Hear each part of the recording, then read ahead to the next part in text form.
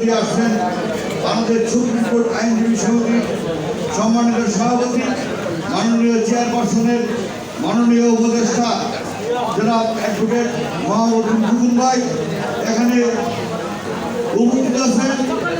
আমাদের বিশ্বাসের অত্যন্ত প্রিয় বন্ধু, প্রিয় সাথী, বিএনপির জনাব তথ্য গবেষণা বিষয়ক সম্পাদক জনাব রিয়াজউদ্দিন সুভাই সহ উপস্থিত নেতৃবৃন্দ। আমি 2007 সাল থেকে 2013 সাল পর্যন্ত আমাদের বিশ্বাসের মরহুম প্রতিষ্ঠাতা চেয়ারম্যান জনাব আবুল হাসিম রানা সাহেবের সাথে তার রানিং মেট হিসেবে সাধারণ সম্পাদক হিসেবে দায়িত্ব পালন করেছিলাম।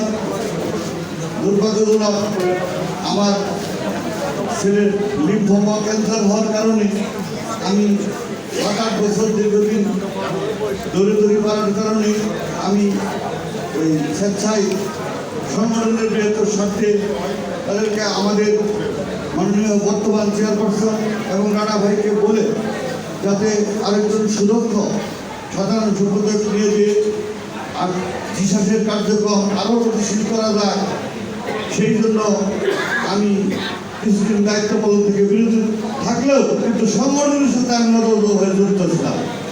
শুধু তাই না, বর্তমান সভানেত্রী এবং আমাদের সাধারণ সম্পাদক জনাব নুরুজ্জামান সাহেব, উনি অত্যন্ত বিজ্ঞ প্রাজ্ঞ অভিজ্ঞ নেতৃত্ব।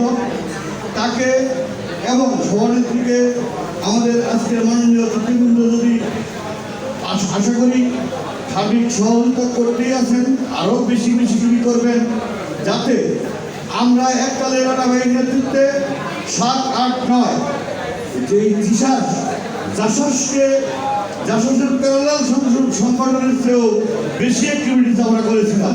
রসু ভাই এখানে উপস্থিত আছেন, মাননীয় অতিথিবৃন্দ উপস্থিত আছেন, তারা একটু ভালো করেই জানেন।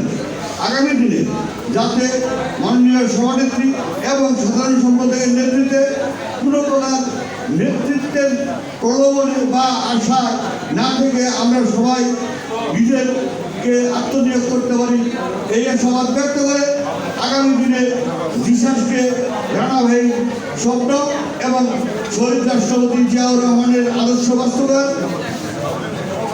তরুণের অহংকার তারেক রহমানের শুভকামনা কামনা করি।